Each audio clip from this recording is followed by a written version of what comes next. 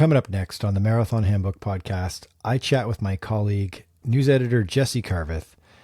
We talk about a really busy week for her on the site, all the stories she's been covering, including this weird one, California Marathon.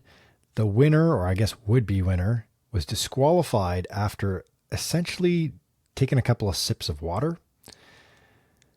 Then she explains for me what the heck is going on with Olympic marathon qualification. The qualification window is now closed, so we should have a good idea of who is running the marathon for each country. Of course, there's quite a bit of controversy around who's going to get to run and who's not. And it seems as though one of the Americans that we reported earlier this week had qualified is now going to get screwed out of a position. So Team USA is actually only sending 5 instead of a team of 6, which is totally wild. We unpack that. Then we get into the Kenyan team. Now, this is important because Kenya is always one of the top countries in the world in terms of marathoners. You can count on at least one Kenyan being on the podium in each the women's and the men's marathon races. Eliud Kipchoge, the GOAT maybe in the marathon. He's coming back. But there's a lot of, shall we say, conspiratorial noise around the selection process and who was picked for the Kenyan team in the marathons, and Nike's outsized influence on that selection process. So Jessy explains all that to us. And we also talk about this crazy world record that was just set. I'll give you a little teaser. 1,000 marathons and the overall average time of those 1,000 marathons. Yeah. And finally, zombies.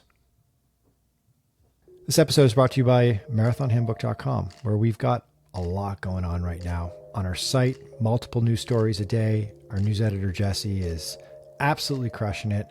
She's got her fingers on the pulse of the scene. Our YouTube channel, posting something new pretty much every day.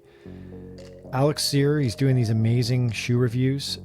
Even if you have no interest in the shoe whatsoever, his mission right now is to make an entertaining video regardless of what the shoe in particular is that's being reviewed. They're really good. They're quite funny.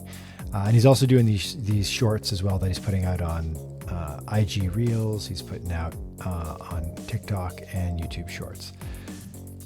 Follow us on socials, of course. We're on all social platforms. And subscribe to our newsletter. More than 160,000 runners subscribe to our newsletter. It goes out 3 times a week, Mondays, Wednesdays, and Fridays. Mondays and Wednesdays are great. It's a resource for news, for training.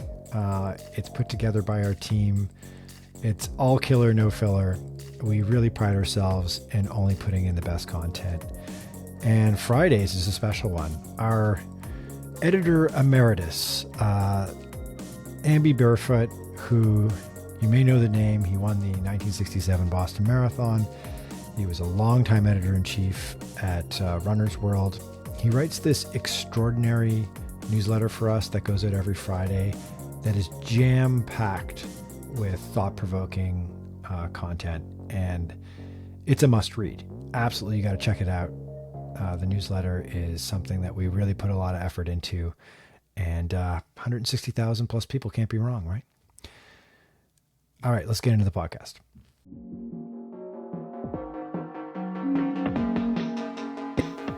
All right, I'm here with our senior news editor, Jessy Carveth. Jessy, we're gonna chat once a week, and we're gonna get into what you're covering, what's on the site, the stories that you've been looking at, and surprisingly, this week's been pretty busy. Usually, it's like kind of quiet mid-May, but there's been a slew of stories, so we got a lot to talk about today. We'll see if we can cover it all off pretty quickly here. First one that jumps out is Orange County Marathon. Not a big race, not a race that we would normally cover, but it's surfaced and been chatted about quite a bit, popped up on Reddit. You identified this story.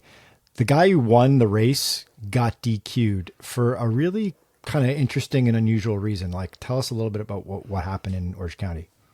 Yeah, so this runner, Esteban Prado, he finished first at the race. He crossed the line in 2:24:54. And then shortly after, he was told that he was disqualified.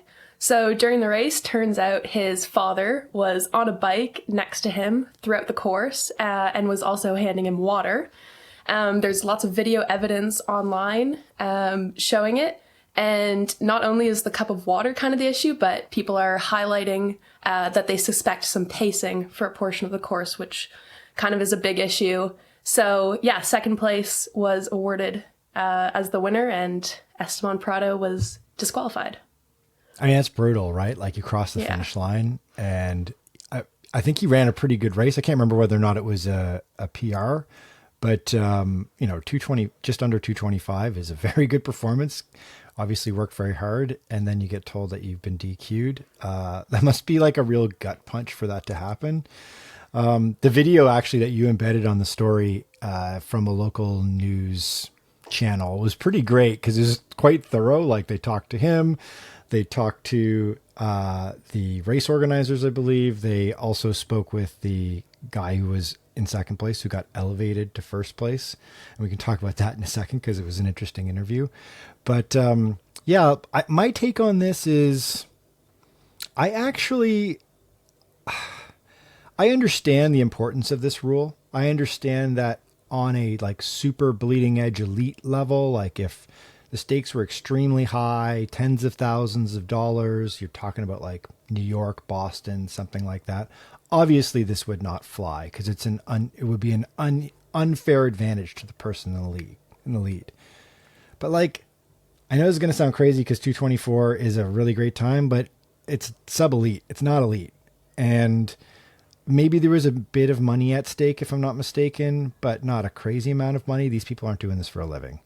And I kind of feel like the main reason why you're out there running at this level is for the time, for the performance. And I think it just sucks for this guy that he did run the time and he's getting this time taken away from him. Like, the win aside, right? I mean, that's an ego thing. The actual time itself is valuable for him. Like, I don't know, just qualifying for Boston or something like that. Like, now he's got to do another marathon in order to have that time. What's your take on this? Do you think that it was fair that he got DQ'd? So here's my thing. I think when issues like this come up, a lot of people say, oh, like, that was such a stupid rule. Like, he shouldn't have been DQ'd. Mm-hmm. But in the end, like, the rule is there. It's been there. It's printed out. It's in the rule book, and everyone has to follow it. So I think there's almost like two levels of thought there. The first is looking at the rule itself. Should the rule be changed? Should the rule exist? Yeah. And then the other school of thought is like, okay, the runner did this. They broke the rule, regardless of whether the rule is stupid or not. They broke the rule. So it might sound kind of harsh, but he did break a rule, which everyone... Jessy, you're the rules or rules person? I know. Oh, well, here's the thing. In cycling, for example, we have a laundry list of silly rules. Like, for example, sock height. If your socks are above a certain height, that breaks the rules, and you can like lose UCI points, you could get disqualified, yada yada. It's a stupid... Your sock height, how tall your socks are. That's an insane rule, right? Yep. But we follow it, and if you break it, you have to suffer the consequences. So yeah, I think kind of my rigid cycling rules are kind of coming into play here, but the rules might be stupid, but they're there, and he broke it. So yeah, it might be harsh, but I think the DQ was fair. One little caveat with this, my gentle pushback to your rules or rules take is that he did point out that the race was like woefully inadequate when it came to supporting him on the course. Like, and there was in that video clip that you posted, there is ample evidence that he's like blowing through the water stations, and the volunteers just aren't ready for him. Like, they don't have water or hydration fluid or whatever out on the course for him. They obviously didn't have like elite stations for hydration. So, I mean, his argument was, well, like, I need to take something in, and my dad was there handing it to me. My issue is actually more with, and this is what was pointed out on the subreddit that was kind of like lighting a fire the other day, which is my issue is more like he's getting paced by his dad on a bike, and that's a real aid because Yeah. if you've ever been like deep in a race and you're all by yourself at any level, whether you're in first or 500th place, if you're like out there alone trying to battle your own mind, it's very, very easy to let up and to go easy on yourself. And so when you've got someone there next to you pushing you, it helps you. And obviously the guy in second place presumably did not have any help and wasn't running with anybody.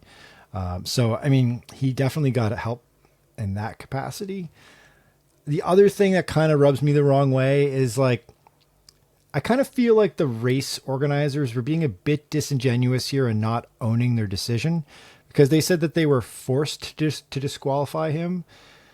But if you like dig into the U.S. Track and Field Association rulebook, it's kind of to their discretion. And if they wanted to fall on their own sword and say like, yeah, mea culpa, we did not support this guy enough on the course. Our volunteers were not ready. He was like jumping on them way too quick, flying through. They weren't, ready to hand off fluid to him in time. So like we can kind of let this slide because we kind of failed him in this race. They could have done that. And so it leads me to this question, Jessy. This is like a little conspiratorial moment here. Is who ratted him out? Who complained? By the sounds of it, it was the runner in second place, and that was what I was about to say. I'm like, that's probably why they decided to kind of stick to the rules there, is because, yeah. Right. Yeah, it was the runner in second, because he was the only one that would have been able to see him, reportedly. Gotcha. So this dude, Jason Yang, he was actually really close behind. So I do get the reason why the guy was upset, because he was probably like trying desperately to hunt him down in the last couple of miles and didn't do so, and was watching him get help from his dad up in front, and was probably just boiling with rage the entire time, which maybe helped Jason Yang run faster because he was probably motivated because he was pissed off that this guy in front of him was getting help. It could have demoralized him a bit too, though. Or could have done that, yeah. So he ran 2:25:11, so he wasn't very far behind. And like, if you've not read Jesse's story, if you've not watched the video, go to our site, and I'm not just merely plugging this so you go to our site, but like, go watch the video clip, because it's really kind of interesting. It's like a little like, there's a little story within a story definitely playing out there, because this Yang dude was like he was like kind of smug about the whole thing. He was like, kind of like, yeah, I should be first place. Like, screw that guy.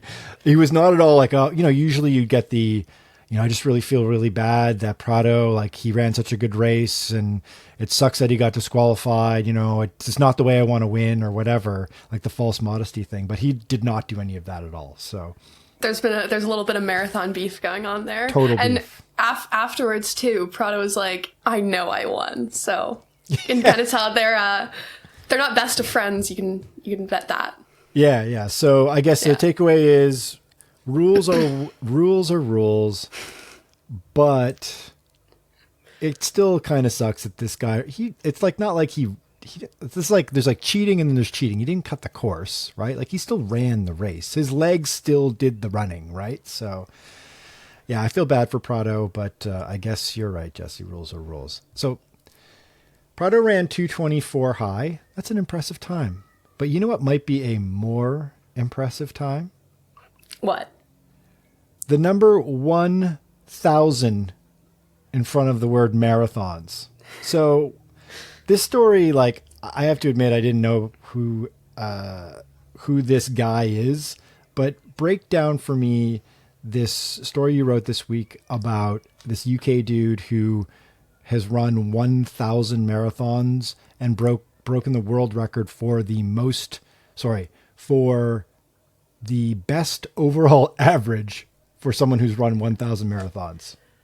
Yeah, so Steve Edwards is his name, and he recently finished his 1,000th marathon. That's a tongue twister, eh? Yeah. He's become just the 51st person to do so, but along the way, he also claimed the Guinness World Record for fastest aggregate time to complete 1,000 marathons. So his average finishing time is 3:21:57, which kind of, that's really impressive. It blows a lot of other regular runners' PRs out of the water. And he's completed that over 43 years, and he is now 61. Right. So I love the little bit in your story where basically this, like the kind of the origin of all of this, of his insane odyssey to run 1,000 marathons, began with, like, ironically, him saying as a teenager after running his first marathon, like, he uttered the words like "never again" or something like that at the finish line. Yeah, he was walking down the stairs the next day and he was like, "never again." And became addicted to the runner's high, like everyone does. But this is nuts, right? Okay, first of all, I have to admit, I did not know there were 50 people or 51 people in the world who've run 1,000 marathons. I know people keep track of this stuff. I know that there's an organization that sort of that tracks. You can self-submit how many marathons you've run, and there's the Century Club, 100 marathons, 200, 500, whatever. I did not know there was 51 people that have done 1,000 marathons. That's bananas.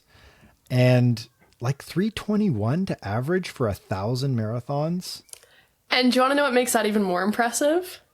So I recently found out while I was, making my show notes for today, that he also has this blood disorder called beta thalassemia minor. Might have said that a bit wrong, but I'm no doctor. Okay. So essentially, it affects like the oxygen carrying capacity of his blood cells, and so he's essentially living in a mild state of anemia or iron deficiency permanently, which, as a lot of runners know, is kind of like a massive fear for all of us, is having low iron, because it just crashes your energy. So I think that kind of just I found that out, and that just kind of blew my mind, made it all the more impressive.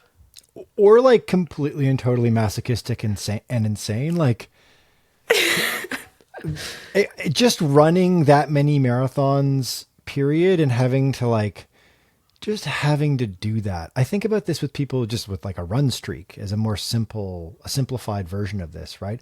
Just committing yourself to running every single day and never taking a day off, and like trying to hobble your way through injury, or like a streak where you're kind of like low energy or down or high stress in life. Because the vast majority of people who do this stuff we're just like, I was going to say like you or I, but you're actually a professional athlete and I am not.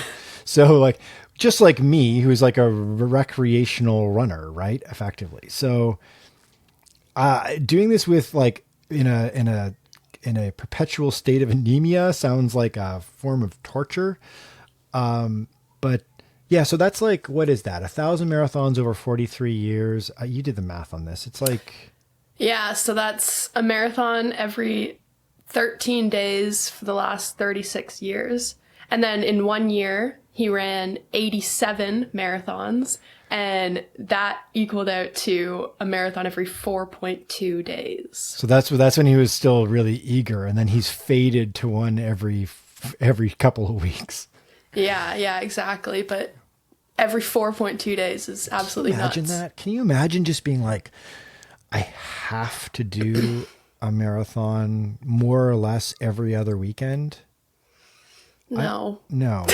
That sounds awful. Even thinking about running one marathon is a lot. It's a daunting task. Yeah. I mean, I guess it just becomes he has a different relationship with it than you or I would, right? Like he probably just sees it as like, I have to go out and run my 26.2 or better long run in order to keep things moving along here.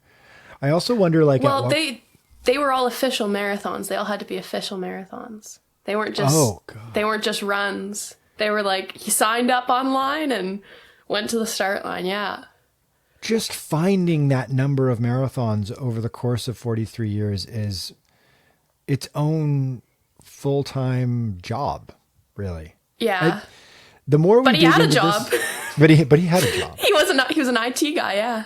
The more we dig into this story, the more kind of complex really kind of wowing, but also Yeah. insane it is. Like, Yeah.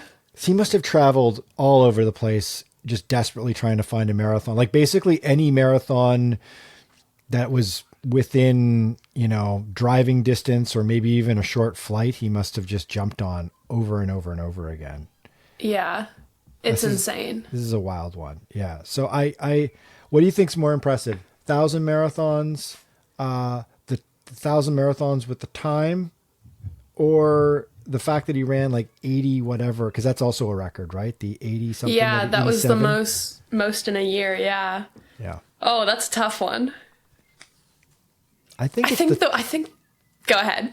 I think it's the time. I think it's I think the fact that he did 1,000 and averaged better than most people like have for a lifetime PR is like, that's a real commitment. That means that a lot of those marathons he probably ran really well.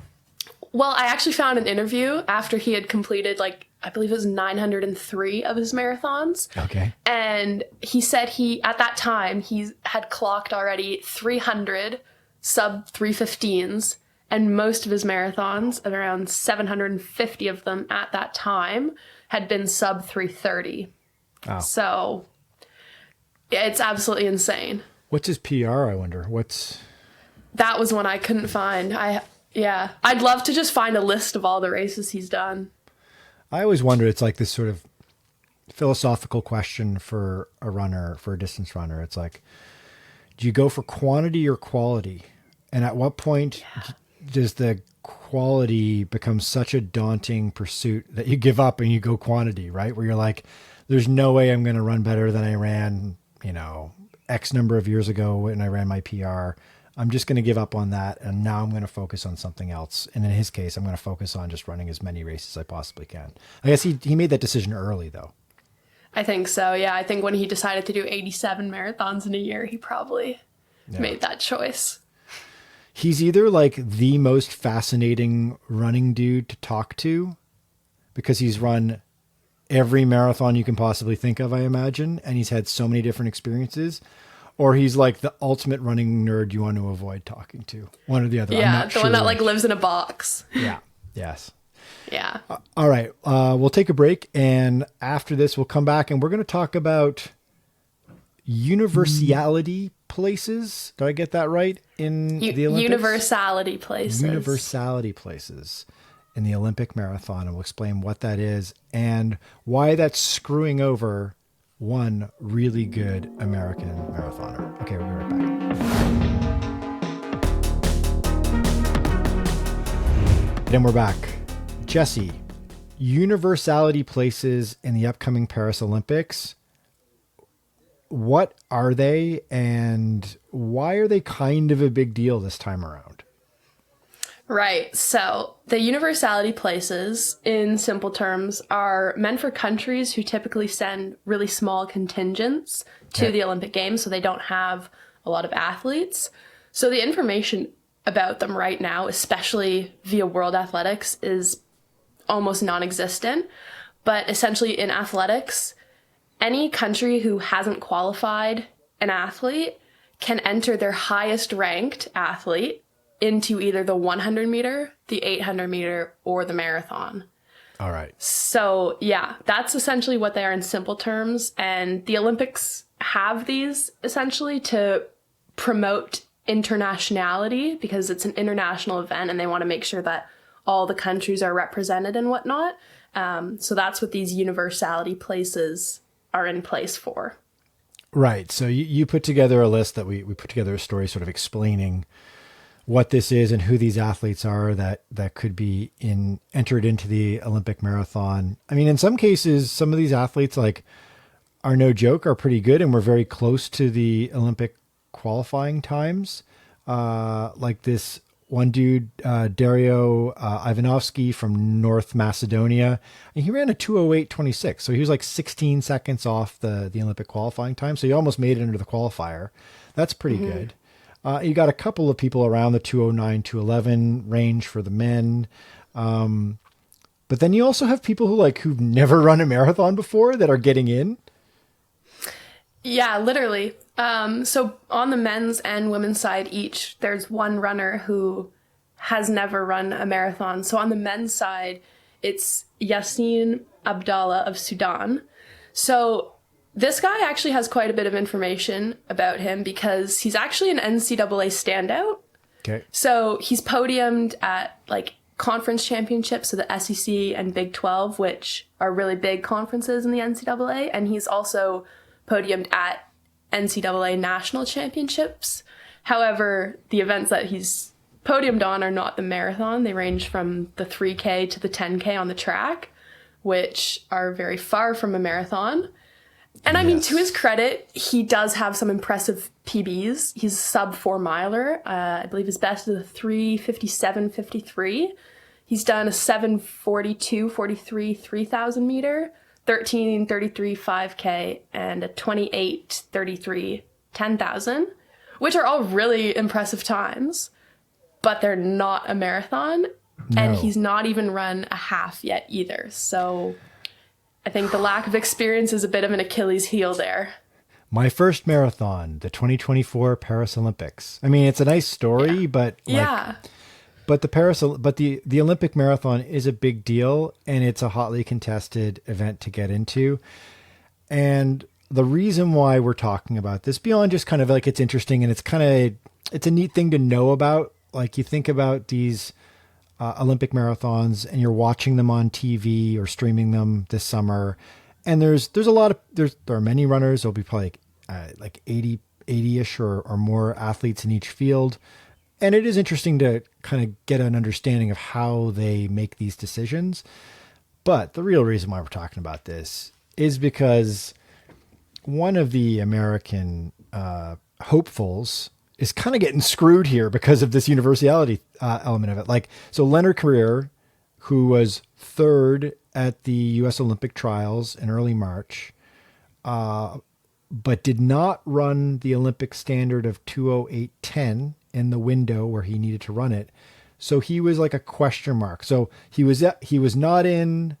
And then you wrote earlier this week that he was in, and then now he's out. Like, walk us through what the hell is going on with Lenny Carrere. Okay, so the Olympic qualification process this year or the last 2 years, I guess, was just super complicated, honestly. So essentially, World Athletics set out these auto standards. And if you hit the auto standard, you got a spot in the Olympic marathon. Okay? Right. And they wanted to have 50% of their athletes earn their spot to the Olympics that way. The other half, they wanted to earn through rankings. So essentially, World Athletics made this big list called the Road to Paris list. And it's the rankings of all the track and field athletes in each of the disciplines. And there's one for the marathon as well. And the second half of the 80 entries was going to come from there. But what actually happened here is 70 athletes qualified via standard.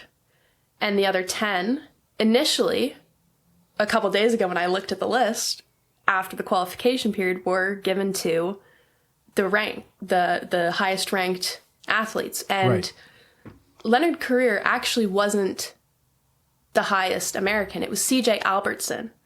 But because Carrere came third at trials, USA TF can switch their athletes. Ah, so it's like a quota thing. It's not exactly. It's like a placeholder. Like if you've got a person who has ranked in the top 80, that person has grabbed a place, a quota spot for the country. Exactly. So essentially, like when Connor Mantz and Clayton Young ran standard at Chicago, they didn't get themselves into the Olympics. They got 2 spots on the start line for Team USA. Okay. They had to place top 2 in Olympic trials, which they did, to take those spots. But say CJ Albertson won trials, then he would have taken one of those spots. So US is a bit weird in that they do a trials, whereas most countries just send the athletes that have the highest times or highest ranked. So what happened with Carrere is that initially, after the window had closed on May 5th, I went and I checked the list, and he was going. He was there. US had their spot. Yeah. And then a couple days later, I went and looked again, and all of the ranked athletes were gone. There was a 0 next to that. And the number 11 was next to universality places. So then I decided to do a bit of digging to see what those were. And yeah, it turns out most of the athletes made it through standard, and the rest are coming from these universality places. And no one is making it through the rankings. That's bananas. Like, they came up with this ridiculous system that confused the hell out of all of us for like the better part of a year. They're like, no, guys, trust us. This is going to make it more interesting and more equitable. And then they're just at the last second, they're like, to hell with it. We're just like, we're chucking this. We're going all on time standards, and also like, forget it. You know, you just made this big effort to try to figure out your way into the Olympics, and nah, we're not doing that anymore. I mean, it's kind of wild. And that's the thing. And it's not even career that's the only one that got screwed over. But the other 9-10 athletes who were banking on ranking spots to qualify also got screwed over. You know, like Courier and the rest of the world who was paying attention to the Olympic marathon was assuming that 10 people were going to qualify via the ranking. And then they opened it up the next day and they see that someone who's never run a marathon is taking their spot instead. That hurts. So my take on this is we because the Olympics are international, ubiquitous, with summer and winter, they're every 2 years. They're kind of like this incredibly self-important organization. They act kind of like a quasi-governmental or supra-international, like they're like the UN of sports or whatever. We lose sight of the fact that this is a goddamn television show, and this is all made up. This isn't real. This is just like, we've come up with this, or they've come up with this, and it's a huge business, right? So who's the number one stakeholder in the Olympics? It's NBC, who pays a massive amount of money, a multi-billion-dollar deal to have the rights to the broadcast in the United States. So the single biggest stakeholder in the Olympics is a U.S. television broadcaster and online streaming service. Like, if I were them right now, I'd be making a call, and I'd be like, you know what? Kind of important that we have 6 athletes in both of the marathons, because it's our TV show, guys. And if I were like USATF, I would also be freaking out about this, and I'd be totally going to bat for Leonard Courier, because you want to have 3 shots at the podium, not 2 shots. And he's a good runner. On paper, he's as good as the other 2 guys that are going. Like, he's got a 2:07 high PR in the marathon that he ran in 2019, so not that long ago. I mean, he is 37, so he's sort of getting up there, but like, he's a very competent runner. He ran a great U.S. Olympic trials run. Like, he sort of came back from the dead in the second half of that race and ran down a bunch of people in order to get himself onto that 3rd spot and presumably onto the team. I feel badly for the guy. I think this is BS. I think he should be going.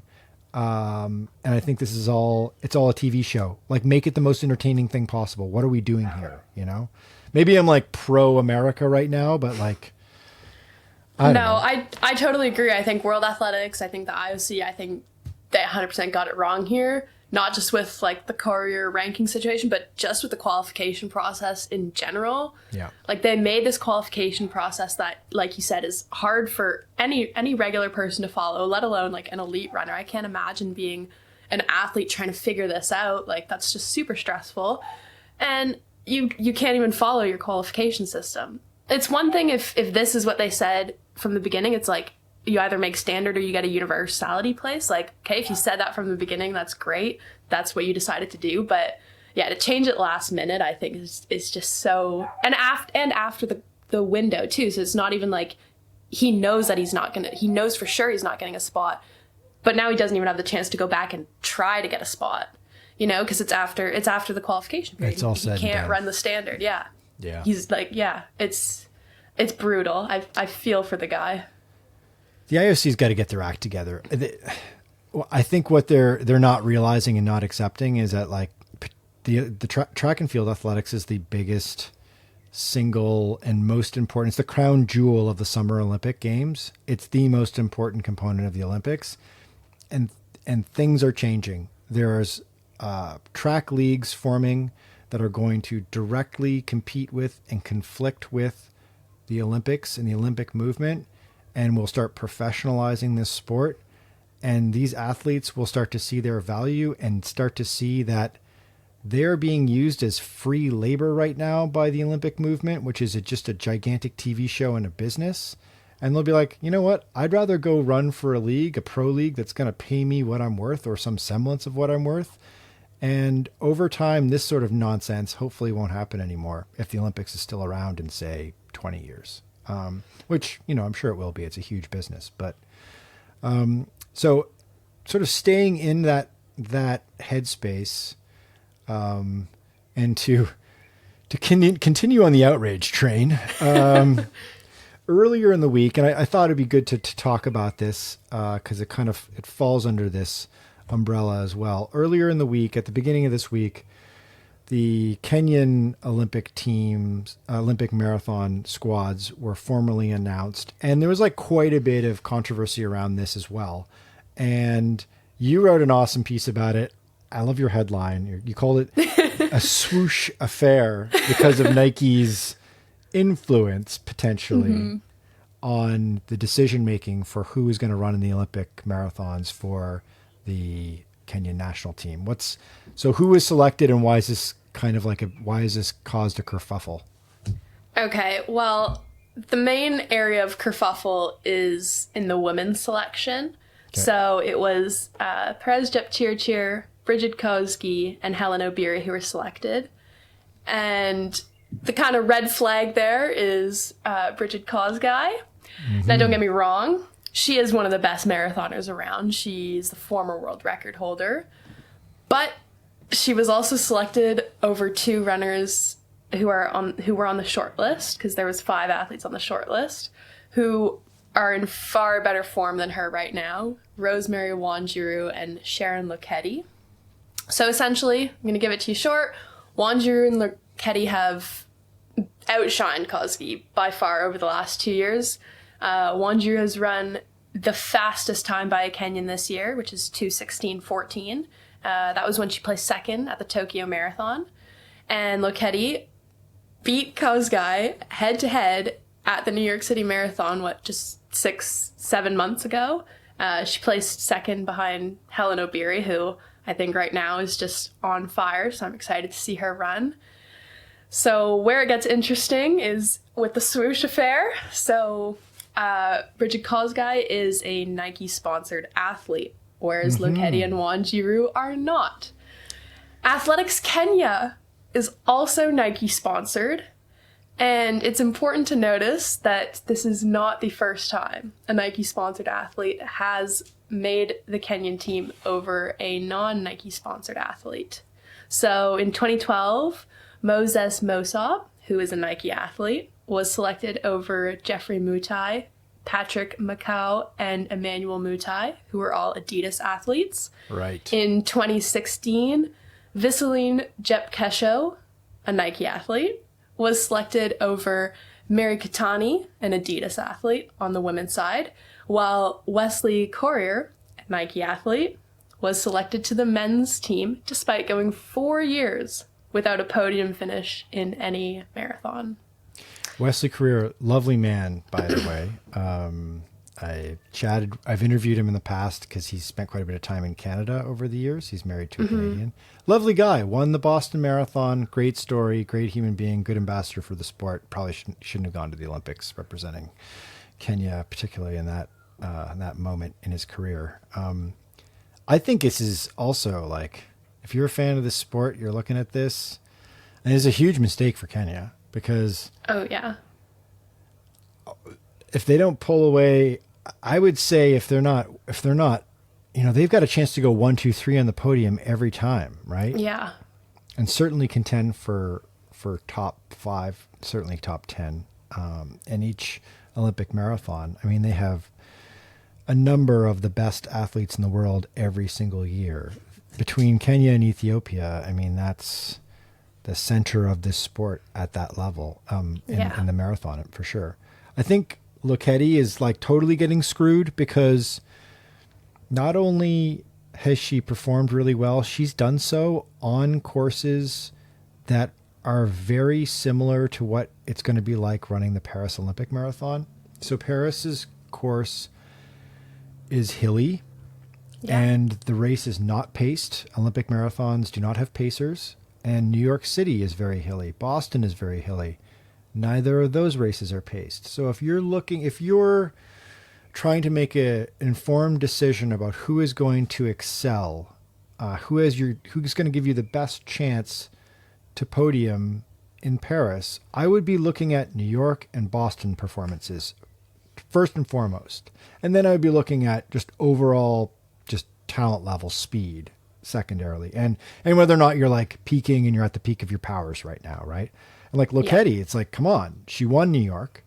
She placed third in New York last year. She won in New York in 2022. And then she placed second, and it was a pretty close second in Boston, where she kind of hung in there and until sort of the last mile of the race effectively, and also ran really, really well. So she's a gamer. I mean, it's a no-brainer. However, there's one problem with Lokedi. You know what the problem is with her? What's the problem? She's effectively American. She lives in the United States. She trains in the United States. She's been in the United States. I think she went to Kansas or Kansas State. So she's been in the U.S. for a number of years. She's really far away from that epicenter of Kenyan athletics, right? So, you know, she's kind of, I guess, maybe like not one of them in a certain respect, right? Or she's not part of that inner circle of athletes. And yeah, I don't know what her agent and coaching situation is like, but it seems like she's getting screwed here in particular. That sucks. I got a question for you, and this is maybe like sort of wandering into hot take territory. All right. Before we kind of move on from this, Eliud Kipchoge, did he earn his spot? Besides, like, it's getting the emeritus spot, did he, like, really, if you were to do, like, a blind analysis of, like, the last 18 months of running, like, would Kipchoge be the guy that your team would select? I have so many arguments for and against him. I've been on the fence about Kipchoge for a long, long time now. Today, this is my today answer, could change tomorrow. Okay. It was probably different yesterday. But today, I'm leaning for Kipchoge, I think. Okay. Now You're here's zagging. why. You're zigging. Is that a zig or a zag? A zag, I think, because my zig initially is no. Most of the time I've been kind of leaning towards the no, so I think this is a zag. Here's why. All right. I recently wrote the story about the online abuse he was getting after Kelvin Kiptum's unfortunate passing. And he was in a really, really tough spot, especially going into Tokyo. Like, he was saying that, you know, it wasn't just affecting him, it was affecting his family. He, you know, was losing sleep over it. You know, he didn't feel safe to train. And like, I was really able to sympathize with that because as an athlete myself, I know how important like being in a good headspace is to perform, no matter what your fitness level is. Like, for example, last summer, I was in a bad spot mentally for like a couple months after I changed teams mid-season, but I was at like my best fitness I had been at the time. But I couldn't get around like a local town center race like that was an hour long, just because I just wasn't happy. Like I was, not having a good time, but I was super fit. And so that kind of, part of me, I think it's because I really sympathize with like, you know, I think at the time no one really knew how much it was affecting him, but now he's like opened up about it. And I'm like, if he can kind of move past that and like get himself into a good headspace, he's still really talented. Like he ran sub 203 at Berlin last year. You know, like he's still the GOAT. Right now I want to believe in him. But the other part of me that doesn't is the course. He doesn't have a good track record on challenging courses like, say, Evans Tibet. Yeah. I mean, you just made a really good point that I must admit I've never thought of that. He's a human being, and he was deeply affected by this. And I think it's pretty callous of us to just dismiss that as not a factor. And he's this guy who's supposed to be able to, he's like impervious to all this. And maybe, and this is not to criticize him, but maybe part of the lure of like the sort of like, the mythology that is Eliud Kipchoge, the sort of like philosopher king, the Yoda of running, is like, oh, he's the ultimate master of his own sort of mental approach to the game of marathoning, and he can overcome any sort of mental barrier or challenge. But I mean, it sounds like this was actually a pretty significant and pretty haunting experience for him. So yeah, that's a smart perspective that I'd not considered. But you also make a really good point that this is also a guy who's got like a pretty spotty track record when it comes to an undulating or a hilly course or adverse conditions. Like he also struggled mightily, if you remember, during that like weird pandemic London marathon. It was rainy and cold, and there was like there was like a nasty sort of crosswind, and he stitched up and had an issue with, I think his leg was cramping, or he basically fell apart in the race. And the last couple of Olympic marathons have been relatively straightforward affairs, right? Like, Rio was warm, but it was a relatively flat course. And he was also kind of like at the peak of his powers. And he also had the help of the super shoes when no one else knew that they existed. Mm-hmm. And then Tokyo, of course, until this year, he'd run pretty well in Japan, and it was a flat course as well. So yeah, it's really interesting. I think this is like, I mean, we'll talk about this in more detail when the Olympics get closer, but I think it's a pretty like wide open race in the men's marathon for sure. Maybe a little tighter in the women's race, although there's a lot of interesting contenders there as well. We'll get into that down the road. Let's take a quick break, but before we wrap up for the day, I just wanted to touch on like one piece that you wrote that is not about elite athletes. It's not about weird records. It's about zombies. We'll be right back.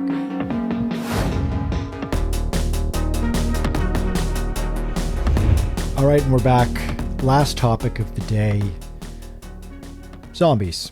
Yeah, let's talk about zombies, Jessy. Why not? Yeah, so this is a fun one. You did a story earlier this week about the forthcoming film that's in production. It's the third in, I guess now, a trilogy of films, the 28 trilogy, we'll call it now, which began with 28 Days Later, which is this kind of, I'd say, important film in the history of cinema for a few different reasons. One being that it's a zombie post-apocalyptic film that feels like it was like right on the vanguard of both technological change in the cinema and also the whole zombie post-apocalyptic obsession that we've spent, like, I don't know, the last 20 years mining to death, no pun intended.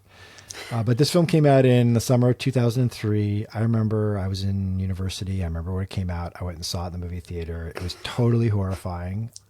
You've not seen it, right? You've not seen this film. I would have been 2 when that came out.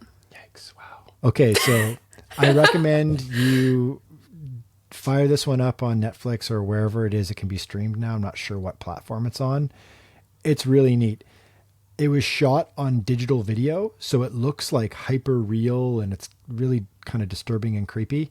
And one of the big shifts in the horror genre and the zombie post-apocalyptic genre with this movie was up until that point, like the George A. Romero horror movies were like slow zombies, right? They're like the like foot dragging zombie, and you always sort of had an opportunity to get away from them, but they were kind of relentless. And in 28 Days Later, they were fast zombies for the first time. So they were like zombies on steroids, basically. So there's the third film is being made right now. It's being shot in the north of England. It's called 28 Years. 28 years later. So there's 28 days later, 28 weeks later was the second film.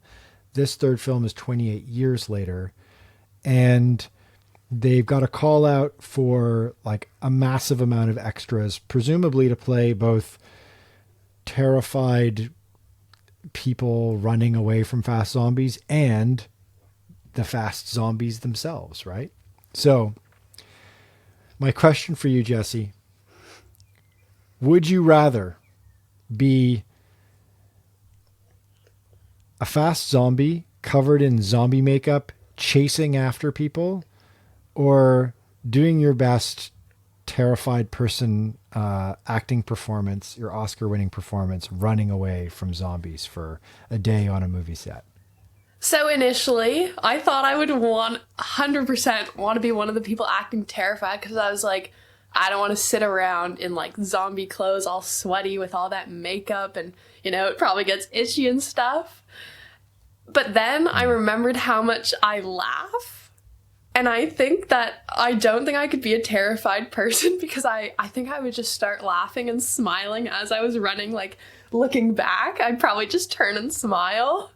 So I think it would be better to cover my expression with makeup. So I think I would have to be a zombie. I don't think I could be a normal person. Yeah, I was talking about this with a friend of mine who's he's an extra in the upcoming Guillermo del Toro version of the Frankenstein movie that's being shot right now in Toronto.